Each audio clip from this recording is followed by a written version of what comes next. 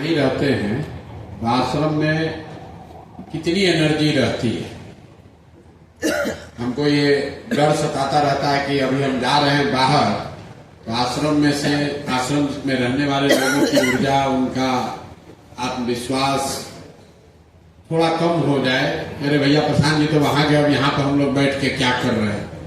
तो हमने एक अपने साथियों के लिए लक्ष्य निर्धारित किया था कि भाई अब यहाँ से निकल रहे हैं, आते जाते रहेंगे तो कम से कम अगर 500 साथी साथ में रहें तो एक दूसरे की हिम्मत, एक दूसरे का हौसला, एक दूसरे का आत्मविश्वास बनकर इस पूरे व्यवस्था को जागृत रखेंगे। तो 2-3 दिन पहले मैंने पूछा, भैया आश्रम में नंबर अभी कितना है। ये हम लोगों ने अनुभव देखा है पदयात्रा में कि जब नंबर कम हो जाता है तो हिम्मत जवाब देने लगती है। ऐसा लोगों को लगता है कि अरे बहुत बड़े ज्ञानी हैं, बहुत बड़े होशियार हैं, रणनीतिकार हैं। हर दिन सुबह उठ के जब आप सुबह आंख खोलते हैं तो अपने आप को खींच कर निकालना पड़ता है बेड से कि नहीं भैया इसको करना ही है। हर दिन सुबह ऐसा लगता है कि भैया क्या ही कर रहे हैं, हो पाएगा कि नहीं हो पाएगा। तो जब समूह में लड़के होते हैं, जिसको बोलचाल की भाषा में हम लोग भीड़ कहते हैं, जब भीड़ दिखती है, लोगों की संख्या दिखती है, आप अकेले नहीं होते हैं तो हिम्मत बढ़ने में, आत्मविश्वास को बनाए रखने में मदद मिलती है। इसीलिए मैंने पूछा, भाई आश्रम में कितने लोग रहते हैं। तो बताया गया कि आजकल 400 के आसपास आश्रम में लोग रहते हैं। अभी भी हमारी जो सोच है उससे संख्या बहुत कम है, लेकिन मुझे लगता है कि उस दिशा में हम लोग बढ़ रहे हैं। जब 30-40 साथियों के साथ रहकर हिम्मत नहीं टूटा तो 400 साथियों के साथ रहकर तो हिम्मत और बढ़ेगा ही। तो एक बार आप सबका धन्यवाद कि आप लोग यहाँ आए हैं। कोई लंबा चौड़ा भाषण नहीं देना है, मैं आपको एक सुझाव देना चाहता हूँ कि आश्रम की व्यवस्था में, क्योंकि हर आदमी व्यस्त है, कोई ट्रेनिंग लेने आया है, कोई ट्रेनिंग दे रहा है, कोई खाना खिला रहा है, कोई बाथरूम की व्यवस्था देख रहा है। कई बार आदमी को लगता नहीं है सृजन जो है ये सबसे कठिन काम है। किसी चीज का निर्माण, गांव देहात में आदमी कहता है 2 ईंटा जोड़ना बहुत कठिन काम है। बाबूजी खेत खरीद के गए हैं, बांट के झगड़ा करने में कोई दिक्कत नहीं है, लेकिन एक धूल मिट्टी खरीदने में पसीना निकलता है। आप देखिए यहाँ 300-400-500 लोगों की व्यवस्था को चलाने के लिए कितने लोग लगे हुए हैं। अगर पूरे बिहार में 50 लाख लोगों को का जीवन सुधारना है तो कितने साथी इधर से उठकर इधर आएंगे, तब हम लोग अपने भाइयों का, मित्रों का यहाँ पर जीवन सुधार पाएंगे। कितने लोग लगे हुए, 1 घंटा से परिचय ही हो रहा है। 1 घंटा से परिचय हो रहा है, अभी भी कई साथियों का परिचय नहीं हुआ। इतने लोग लगे हुए हैं तो 200, 300, 500 आदमी को प्रशिक्षण हो रहा है। तो जब हम लोग कहते हैं कि 1 लाख आदमी, 1 लाख लड़के, 1 लाख युवा, 1 लाख बिहार के लोग जिनको समाज सुधार मित्र बनाया जाएगा, तो कई आदमी को लगता है भाई इसका क्या, 1 लाख आदमी का क्या जरूरत है। 1 लाख आदमी अगर प्रशिक्षित हो जाए, संजीत बन जाए, विकसित बन जाए, अभिषेक बन जाए, तब जाकर कहीं बिहार की दुर्दशा सुधरनी शुरू होगी। कोई विधायक बन जाए, कोई मंत्री बन जाए, कोई योजना लगाने से बिहार सुधरने वाला नहीं है। इतना गर्त में हम लोग चले गए हैं, दुनिया कहां से कहां चली गई। हम लोग अभी जी रहे हैं 1960-70 में। तो हम हमेशा कहते हैं कि जिस बिहार को देश के सभी दल और नेताओं ने न सुधर पाने वाला मानकर छोड़ दिया है, उसको सुधारने का जिम्मा सिर्फ और सिर्फ बिहार के लड़कों का है, आपका है, हमारा है। दूसरा कोई इसको नहीं सुधारेगा। आप लोग देखते होंगे अफगानिस्तान देश का नाम सुने हैं ना। आज से 30-40 साल पहले वहां सोवियत रूस पर था, वो लोग आए उस पर कब्जा करके कि हम लोग इस देश को बढ़िया बना देंगे। वहां का आदमी ऐसा है कि वो लड़ते लड़ते लड़ते उनको सोवियत रूस को मार के भगा दिया वहां से, लेकिन माना नहीं। फिर 20 बरस आपस में लड़ता रहा। फिर अमेरिका वाले लोग आए, कहा रशिया नहीं सुधार सका, हम लोग सुधार देंगे, हम लोग के पास बहुत रुपया है। अमेरिका वहां 10-15 साल तक रहा। अमेरिका के साथ कई साथी देश के लोग, वहां के संसाधन, वहां के एक्सपर्ट, विद्वान, यूनाइटेड नेशन सब लोग गया अफगानिस्तान कि हम लोग इन लोग को पढ़ाना सिखा देंगे, ये लोग को लड़ाई बंद कर देंगे, ये लोग को जीना सिखा देंगे, ये लोग को मॉडर्नाइज कर देंगे, विकसित कर देंगे। और सब होने के बाद एक समय आया जब कहा भैया तुम लोग को प्रणाम कर रहे हैं, हम लोग जा रहे हैं, जो करना है करो। अब वो फिर तालिबाने वाला चला है। तो भैया बिहार भी वही दशा, बिहार का। हम लोग बच्चे थे, 1989 के इलेक्शन में हमको लगता है कि हम 8वीं क्लास में पढ़ते थे, तो पहली बार हमने विशेष राज्य का दर्जा और पैकेज की बात यही गांधी मैदान में राजीव गांधी तब प्रधानमंत्री थे, उनसे सुना था। उनसे मतलब हम रैली में सुनने नहीं गए थे, पेपर में पढ़े होंगे। तो राजीव गांधी ने कहा उस समय, आप जाके देखिएगा लाइब्रेरी में छपा होगा, अभी भी कहीं पेपर होगा, कि मैं बिहार को सुधार दूंगा अगर हम प्रधानमंत्री बने तो बिहार को 50,000 करोड़ रुपया का पैकेज दिया जाएगा। ये कहा गया 1989 में, 1989। 11 साल उधर और 25 साल इधर, करीब करीब 36 साल हो गया। फिर बीपी सिंह आए, जनता दल ये सब बना, हम लोग बिहार को सामाजिक न्याय से सुधार देंगे। तो सुधारते सुधारते जंगल राज बना दिया। फिर उसके बाद देखिए नीतीश जी आए, ये भी थोड़ा बहुत सुधार कर भूल गए। फिर मोदी जी आए, आपने भाषण सुना होगा, 80,000 करोड़ दे कि 1 लाख करोड़ दे, 1 लाख करोड़ दे कि 2 लाख करोड़ दे। वो भी हारे भागे, यहां से जान छोड़ा के भागो रे भाई, बिहार का कुछ नहीं हो सकता है।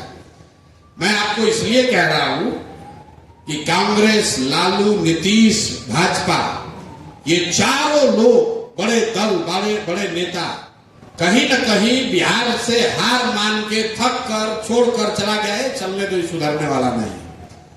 उसमें बिहार में कोई जन स्वराज के लड़के खड़े होकर कह रहे हैं कि नहीं इसको सुधारा जा सकता है। ये विश्वास ही अपने आप में सबसे बड़ी जीत है। जब जीत होगा तब होगा, जब होगा। किसी का दम नहीं है देश में। हम सब नेताओं के साथ काम किए हैं जो कह दे कि हम बिहार को सुधार सकते हैं।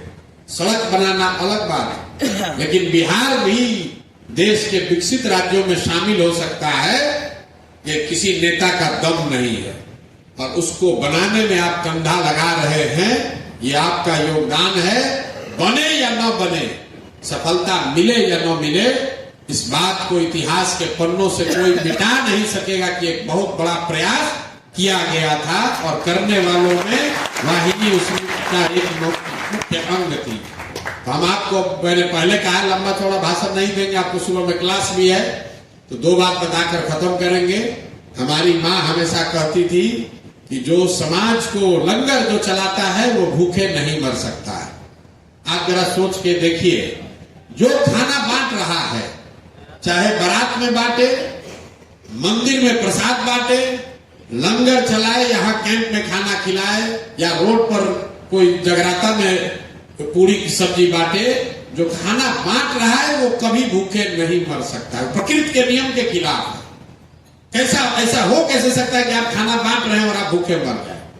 तो वाहिनी ये व्यवस्था बना रही है, आपको चिंता करने की जरूरत नहीं है। अगर व्यवस्था बनी तो आपको कभी अपने जीवन में संघर्ष वापस इसलिए नहीं करना पड़ेगा कि हमारा 5 रुपया कैसे मिलेगा, हमको नौकरी कैसे मिलेगी।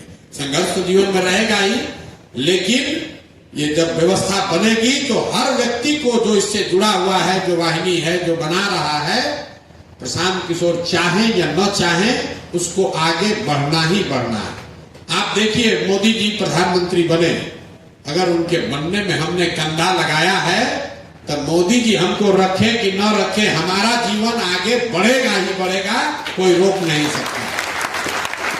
वो मोदी जी के कहने या करने का मोहताज नहीं है, क्योंकि कुछ हो ना हो आप इतना चीज सीख लेते हैं, इतना जीवन में आगे बढ़ जाते हैं, इतना अनुभव आपको हो जाता है कि आप वापस लौटकर वहां नहीं पहुंचिएगा जहां से शुरू किए थे। तो आप ये भरोसा रखिए कि जो वाहिनी के साथी हैं, चाहे अलग अलग कोई भी काम कर रहे हैं, ये आप इसके बनाने वाले हैं। जब ये व्यवस्था बनेगी तो निश्चित तौर पर आपका जीवन की जो धारा है वो बदल जाएगी। और अगर नहीं बनी तो आपको हमको ये भरोसा होना चाहिए अपने आप पर कि भाई जब हमें काबिलियत नहीं थी तो हम क्यों लेते। अगर हम नहीं बना पाए तो क्यों मांगेंगे, लेकिन अगर बना दिया, अगर व्यवस्था बना दी तो हमारा हक उसमें कोई दूसरा ले नहीं सकता है, इस बात का भरोसा रखिए। और दूसरी बात, ये संख्या काफी नहीं है। 1000 वाहिनी 15 अप्रैल तक ये संख्या 1000 होनी चाहिए। 20 तारीख से 20 अप्रैल से अभी आपके समक्ष 11 अप्रैल की एक यहाँ पर बैठक होनी है, उसमें आपका कुछ योगदान होगा। लेकिन 20 अप्रैल से हम लोग की कोशिश है कि एक फाइनल अटैक, पूरा प्रयास झोंक के 500 साथी मेरे साथ चलेंगे। पूरे बिहार को हम लोग 120 दिन में मत के रख देंगे। तो जो साथी चलना चाहते हैं, जो साथी भी चलना चाहता है, जो भी सीखा है भाषण देने के लिए बाइक पर, गाड़ी पर, एक मैं और मेरे साथ 500 साथी 20 तारीख से हम लोग चलेंगे। 120 दिन में 243 विधानसभा, मतलब 20 अप्रैल से शुरू करके 20 अगस्त तक पूरा बिहार एक बार जगाकर समझाकर एक अंतिम प्रयास हम लोग जरूर कर देंगे। तो जो साथी चलना चाहते हैं वो अभी से अपना तैयारी कर लें, कपड़ा अपना धुलवा लीजिए। 20 तारीख से हम लोग चलेंगे, गाड़ी से चलेंगे, इस बार पैदल नहीं चलना है। और हर दिन 2 विधानसभा, 10 घंटा, 12 घंटा, 14 घंटा, जितनी भी मेहनत करनी पड़े वो करना है। तो जो साथी ऐसे हो जो आगे 50 बाइक से चलकर हमसे पहले जाकर सभा करें, वो साथी जब हम लोग चले तो 20 किलोमीटर रेडियस में कोई आदमी छूटे नहीं, चाहे उसको गाड़ी से उठाकर लाना पड़े या टेम्पू से या बस से। वो साथी वो हो जो अभी रोड पर झंडा लगाते थे, लेकिन जब इस बार चलेंगे तो 15 किलोमीटर दाहिने, 15 किलोमीटर बाएं, कोई घर, कोई दुकान जन स्वराज के झंडा बैनर से छूटना नहीं चाहिए। इसलिए 500 साथियों की जरूरत है। और 500 साथी जब ये यात्रा कर रहे होंगे तो ये आश्रम में ये आत्मविश्वास, ये हौसला, ये कार्यक्रम बना रहे। इसके लिए जरूरी है कि यहाँ पर से 500 साथी बैठकर पूरे राज्य भर के वाहिनी SKS को एक्टिवेट रखें। तो 500 साथी यहाँ और 500 साथी यात्रा में। इसके बाद 20 अप्रैल से बस 2 ही काम है। 1000 बिहार के युवा, जो 500 आदमी यहाँ से रहकर पूरे बिहार के 1 लाख SKS और वाहिनी को सक्रिय करे, और 500 आदमी हमारे साथ चले, जो हम लोग पूरे बिहार को जगाएं। एक बार फिर से प्रयास करें कि चुनाव से पहले हर व्यक्ति तक बात जन स्वराज की पहुंचाया जाए। तो जो लोग तैयार हैं, सब लोग अपना अपना प्रेफरेंस अभी से बनाना शुरू कीजिए। कौन भाषण देना चाहता है, कौन मोटरसाइकिल पर चलना चाहता है, कौन झंडा टीम में जाना चाहता है। हम अगले 10-12 दिन यहाँ रहेंगे 2 तारीख से, तो आप लोगों से बात भी होगा और सारा ये टीमों का गठन हम लोग कर लेंगे। 11 तारीख को जब गांधी मैदान में रैली हो जाएगी तो 5 दिन आप घर जाइए, 2 दिन, 4 दिन, 5 दिन घर जाइए, और जब घर से आइए तो उसके बाद हम लोग अब चुनाव के बाद ही वापस लौटेंगे। बीच में 1 दिन भी छुट्टी नहीं है। ठीक है ना भाई? 4 महीना तो एकदम हम लोग कमर कस के, बिना बीमार पड़े, बिना छुट्टी लिए, और ये ऐसा बढ़िया महीना भी है कि अप्रैल से लेकर दशहरा तक कोई पर्व त्योहार भी नहीं, कोई पर्व नहीं। 1000 लड़के अगर तैयार हो जाए, पूरे बिहार को हम लोग मत के रख देंगे। और ये भी कर सकते हैं कि 500 आदमी यहाँ से चलाए, 500 आदमी हमारे साथ चले। 2 महीना के बाद उसको फ्लिप भी कर देंगे कि जो 500 आदमी यात्रा में चल रहा है वो कैंप में आएगा और कैंप वाला आदमी यात्रा में जाएगा, ताकि जो लोग थक जाए वहां चलते चलते यहाँ कैंप में आकर रखे। अभी इस कैंप के लिए सारा स्टेट इंटेलिजेंस, सेंट्रल इंटेलिजेंस रोज आता है, यहाँ रोज बनाता है कितना लड़का रह रहा है, क्या हो रहा है बिहार में, क्या भूचाल आ रहा है, कितना लोग ट्रेनिंग ले रहा है, ट्रेनिंग में क्या कह रहा है। अभी आप यहाँ 400 हुए, जैसे ही आप 1000 होइएगा, 1200 होइएगा और यहां से 1 लाख बच्चों को हम लोग गाइड करना शुरू कर देंगे। यहां से फोन जाए सुबह 9 बजे और 50,000 बच्चे अपने अपने गांव में जन स्वराज का झंडा लेकर घर घर का डोर टू डोर करना शुरू करें, तब जाकर बिहार बदलेगा। कितना संकल्प और इतना बढ़िया ये व्यवस्था बनाना है और बिल्कुल इसको किया जा सकता है। जय बिहार वाला नारा बहुत देख रहे हैं, घर घर बढ़ गया, बढ़ा है कि नहीं बढ़ा? जहां जाते हैं जन स्वराज से पहले जय बिहार चल रहा है, इसको एकदम दबा कर करना है। बिहार में भारत माता की जय, जय हिंद, सबसे पहले आजकल जय बिहार हो रहा है। सरकार जब बनेगी तब बनेगी, जब बिहार सुधरेगा तब सुधरेगा, लेकिन पहली बार बिहार के गली गली, घर घर, गांव गांव में लोग आ रहा जय बिहार, जय बिहार, जय बिहार। कोई नहीं कहता। ये आपकी ताकत है। राजनीति सिर्फ चुनाव और एमएलए एमपी बनने का नहीं है, ये भी राजनीति है। बिहार के बच्चों का भविष्य, बिहार में हजारों बच्चों का भविष्य बदलना भी राजनीति है। बिहार में जय बिहार का नारा लगवाना भी राजनीति है। बिहार के सब नेता, सब दल पलायन पर बोल रहे हैं, ये भी राजनीति है। ये आपकी हमारी ताकत है। लालू जी भी पलायन बोल रहे हैं, लेकर आ रहे हैं। ये राजनीति के में विकल्प की ताकत है, ये जन स्वराज की ताकत है, ये आपकी ताकत है। अब संकल्प लीजिए, घर घर से, गांव गांव में 5 आदमी को, 10 आदमी को, अपने साथी लड़कों को जोड़िए। अभी समय है, 1 महीना में जिसको भी जानते हैं ये लड़का कारगर हो सकता है, उसको लाइए, इस व्यवस्था का हिस्सा बनाइए। 1-1,500 लड़कों ने भी अगर संकल्प ले लिया तो लाखों लोगों का बिहार में जीवन बदल सकता है। इसी संकल्प के साथ इसको शुरू किया गया है और इसको बिना आपके सहयोग के पूरा नहीं किया जा सकता है। हम मजाक में कभी कभी कहते हैं, जो वाहिनी है ये शंकर की बारात है, ये नेताओं का संगठन नहीं है, शंकर की बारात है।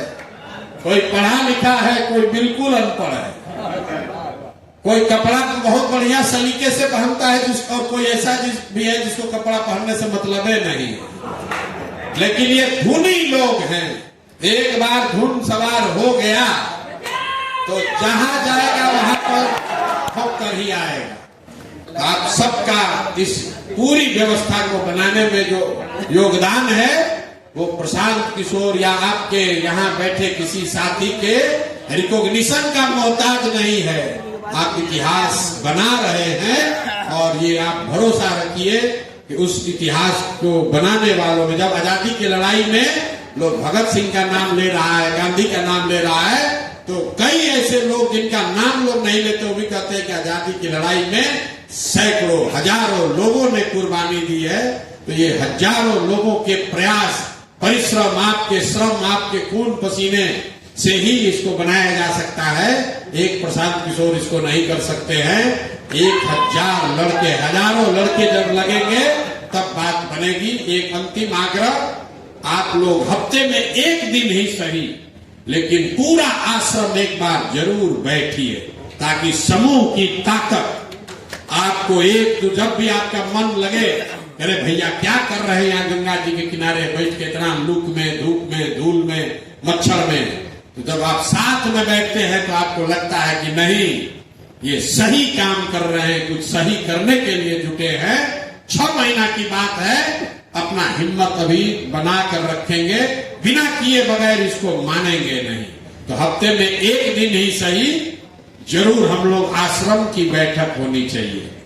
बाइक टीम की नहीं, डिजिटल टीम की नहीं, एसकेएस की नहीं, आश्रम के सारे साथियों की बैठक हफ्ते में 1 दिन जरूर आप लोग की होनी चाहिए, ताकि एक दूसरे का परिचय हो सके। और सिर्फ मन से ही नहीं, जो साथी इस साइड में बैठे हैं, 2 घंटा उस दिन सब काम रोक के एक दूसरे से परिचय, एक दूसरे का अनुभव, एक दूसरे का सुझाव वो जरूर हम लोग को साझा करना चाहिए। उससे ताकत बढ़ेगी, समूह की हिम्मत बढ़ेगी और इस काम को करने का जज्बा जो है वो और मजबूत होगा। बहुत बहुत धन्यवाद। खाना खाइए, मजा लीजिए और मच्छर से शरीर कटवाइए।